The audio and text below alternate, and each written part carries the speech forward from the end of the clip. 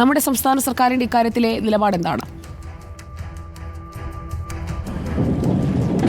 അതാണ് ഞാൻ സുജയ പറഞ്ഞു വന്നത്. അതായത് മിനിസ്റ്റർ റിയാസിൻ്റെ പ്രതികരണമടക്കം കാണുമ്പോൾ നമുക്ക് മനസ്സിലാകുന്നത് അതിൽ ഒരു അതൃപ്തി പരസ്യമായി തന്നെ പറയുന്നുണ്ട് മിനിസ്റ്റർ റിയാസ്. അതായത് അദ്ദേഹം കഴിഞ്ഞ ദിവസം ഈ മേഖലയിൽ വന്നതാണ്, ഇവിടെ നടക്കുന്ന ദൗത്യം കണ്ടതാണ്, ഒപ്പം തന്നെ ഈ അധികൃതരുമായി സംസാരിച്ചതാണ്. അങ്ങനെയുള്ള നടപടികളൊക്കെ പൂർത്തിയാക്കിയതിന് ശേഷമാണ് അദ്ദേഹം ഇവിടുന്ന് മടങ്ങുകയും മന്ത്രി ശശീന്ദ്രൻ ഇവിടെ തുടരുകയും ചെയ്തിട്ടുള്ളത്. അതുകൊണ്ടാണ് അദ്ദേഹത്തിൻ്റെ പ്രതികരണത്തിൽ ഒരു വാക്ക് നമ്മൾ ശ്രദ്ധിച്ചാൽ മനസ്സിലാകും. പറഞ്ഞ കാര്യങ്ങൾ പലതും അവർ ചെയ്തില്ല, അല്ലെങ്കിൽ പിന്നാക്കം പോയി എന്ന് അദ്ദേഹം പറയുന്നുണ്ടായിരുന്നു. ഇപ്പോൾ നമുക്ക് ദൃശ്യങ്ങളിൽ കാണാം, മണ്ണിടിഞ്ഞ് വന്നതിൻ്റെ എതിർവശത്ത് ഗംഗാവാലി നദിയുടെ കരയിലായി കൂടുതൽ പാറക്കല്ലുകൾ ഡിപ്പോസിറ്റ് ചെയ്യുന്നുണ്ട്. അവിടെ ഒരു ബർത്ത് രൂപീകരിക്കുമോ എന്നുള്ളത് സംബന്ധിച്ച് നമുക്ക് അറിയേണ്ടതുണ്ട്. അപ്പം തന്നെ അവിടെ നമുക്ക് കാണാം ദീപക്, ഇപ്പോൾ അവിടെ നിന്ന് പുഴയിലേക്ക് അല്ലെങ്കിൽ പുഴയുടെ ഓരത്തേക്ക് ഇപ്പോൾ ആ കല്ലുകളൊക്കെ കൊണ്ടുവന്നിടുന്നത് പാതയുടെ പുനർനവീകരണത്തിനാണോ, എന്തിനാണ്? അത് കൃത്യമായിട്ട് നമുക്ക് മനസ്സിലായിട്ടില്ല. ഞാൻ കരുതുന്നത് അവിടെ ഉറപ്പിക്കുന്നതിൻ്റെ ഭാഗമായാണെന്നാണ്, ആ അരികെ ഉറപ്പിക്കുന്നതിൻ്റെ ഭാഗമായാണെന്ന് കരുതുന്നു. സുജയ, നമുക്ക് ദൃശ്യങ്ങളിൽ കാണാം. അതായത് സതീഷ് കൃഷ്ണ സൈലി ആർമി ഉദ്യോഗസ്ഥരുമായി സംസാരിക്കുകയാണ്. അവിടെ കളക്ടറുണ്ട്.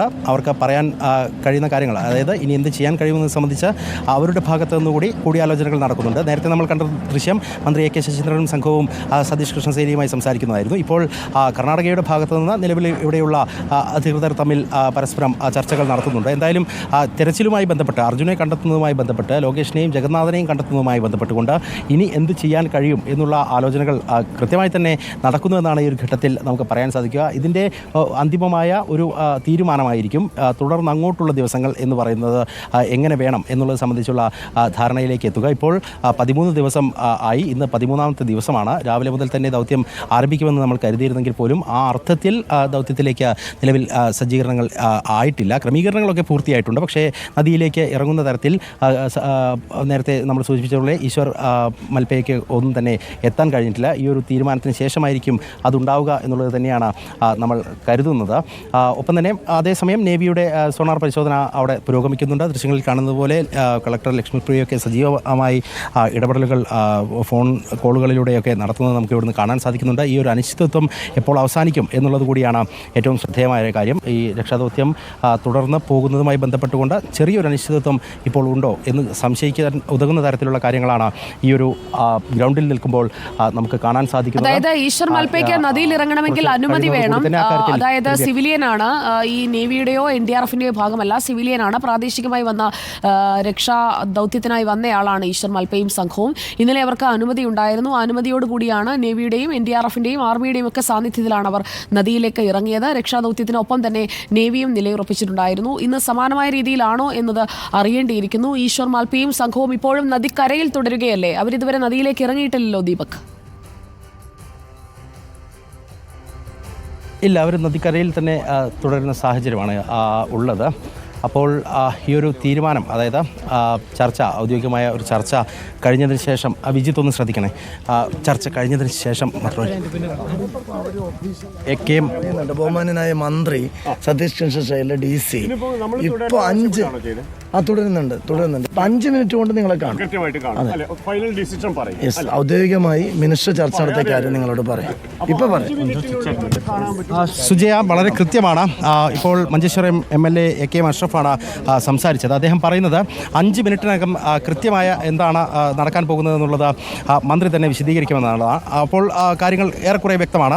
അതായത് രാവിലെ മിനിസ്റ്റർ റിയാസ് പറഞ്ഞതുപോലെ ചില അനിശ്ചിതത്വം ഈ കാര്യത്തിൽ ഉണ്ട്. അതായത് തെരച്ചിൽ തുടരുന്നതുമായി ബന്ധപ്പെട്ടുകൊണ്ട് ചില ചർച്ചകൾ സജീവമായി തന്നെ പുരോഗമിക്കുന്നുണ്ട്. അതിൽ കാർവാർ MLAയും മിനിസ്റ്ററുമൊക്കെ ഇപ്പോൾ അവിടെ ആർമി ഉദ്യോഗസ്ഥരുമായി സംസാരിക്കുന്നത് നമുക്ക് വീണ്ടും ദൃശ്യങ്ങളിൽ കാണാം. ഒരു മാരത്തോൺ ചർച്ച എന്ന് വേണമെങ്കിൽ ഈ ഒരു ദുരന്തമുഖത്ത് നിന്ന് സംഭവിക്കുന്നത് നമുക്ക് കാണാൻ സാധിക്കുന്നുണ്ട്. ഈ ഒരു ചർച്ച പൂർത്തിയാകുകയും ആ കാര്യത്തിൽ അന്തിമമായ ഒരു തീരുമാനത്തിലേക്ക് എത്തുകയും ചെയ്യേണ്ടതുണ്ട്. ഇവിടെ കളക്ടർ AK അഷ്റഫുമായി ഇപ്പോൾ സംസാരിക്കുന്നുണ്ട്. അങ്ങനെ വിവിധ സേനാ വിഭാഗങ്ങൾ, ദീപക് അവിടെ ഒന്ന് നോക്കിക്കോളൂ, വിവിധ സേനാ വിഭാഗങ്ങൾ ഇപ്പോൾ തുടർച്ചയായി ഫോണിലാണ്. ഉന്നത ഉദ്യോഗസ്ഥരുമായി അവർ ബന്ധപ്പെടുന്നുണ്ട്. ആർമി, ഒപ്പം തന്നെ നേവി, NDRF എല്ലാ ടീമും അവിടെ നിൽക്കുന്നുണ്ട്. അടുത്ത ഒരു ഓപ്പറേഷൻ അല്ലെങ്കിൽ ഇന്നത്തെ 13ാം ദിവസത്തെ ഓപ്പറേഷനുള്ള നിർദ്ദേശങ്ങൾ നൽകുന്ന സമയത്ത് ഇപ്പോൾ നടക്കുന്ന ചർച്ചകൾ എന്ന രീതിയിൽ അത് വളരെ പ്രധാനപ്പെട്ടതാണ്. ഒരുപക്ഷെ മിഷൻ മുന്നോട്ട് കൊണ്ടുപോകാൻ കഴിയുമോ എന്നതിലായിരിക്കാം അവർ ചർച്ച നടത്തിക്കൊണ്ടിരിക്കുന്നത്. ജില്ലാ കളക്ടറാണ് ഇക്കാര്യത്തിൽ അന്തിമ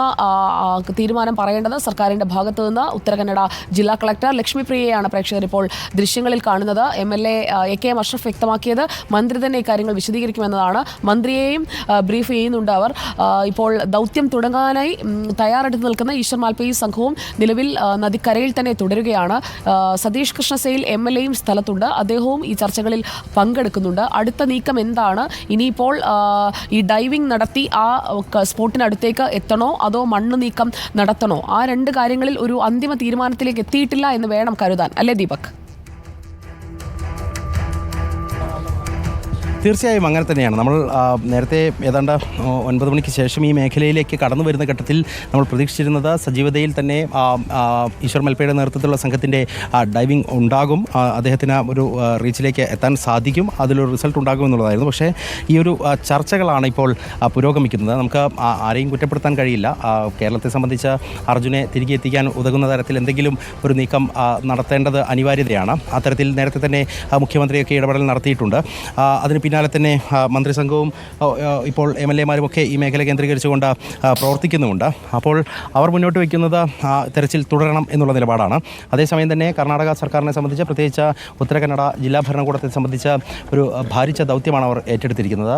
കഴിയാവുന്ന അത്ര ശ്രമങ്ങൾ നടത്തി എന്നുള്ളതാണ് അവരുടെ ഒരു നിലപാടായിട്ടുള്ളത്. അതുകൊണ്ട് തന്നെ ഇനി എങ്ങനെ എന്നുള്ളതാണ് ചോദ്യം. ആ ചോദ്യത്തിനാണ് ഒരു കൂട്ടായ ഉത്തരം ഉണ്ടാക്കേണ്ടത്. ആ ഉത്തരം വരുന്ന മുറയ്ക്ക് മാത്രമായിരിക്കും തുടർ ദൗത്യം എന്നുള്ളതാണ്. ആ തുടർ ദൗത്യത്തിലേക്ക് പോകണം എന്നുള്ള ആവശ്യം തന്നെയാണ് കേരളം മുന്നോട്ട് വയ്ക്കുന്നത്. അതൃപ്തി വളരെ പരസ്യമാക്കി പ്രകടമാക്കിയത് മന്ത്രി റിയാസാണ്. റിയാസിൻ്റെ പ്രതികരണം നമ്മൾ ശ്രദ്ധിച്ചാൽ തന്നെ മനസ്സിലാകും.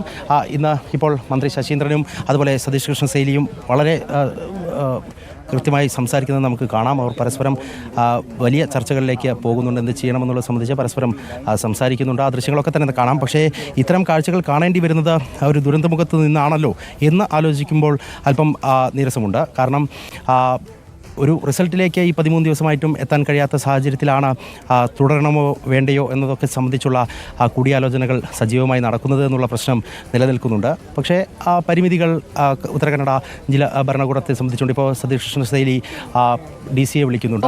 ദീപക്, കൂടുതൽ വിവരങ്ങൾ ശേഖരിച്ചോളൂ. ഇപ്പോൾ കളക്ടറുടെയും MLAയുടെയും മന്ത്രിയുടെയും ഒക്കെ തൊട്ടടുത്ത് തന്നെയാണ് ഞങ്ങളുടെ റിപ്പോർട്ടർ ദീപക് മലയമ്മയും സംഘവും നിൽക്കുന്നത്. അവിടെ നിന്നുള്ള വിവരങ്ങൾ വളരെ നിർണായകമാണ്. ഇപ്പോൾ സമയം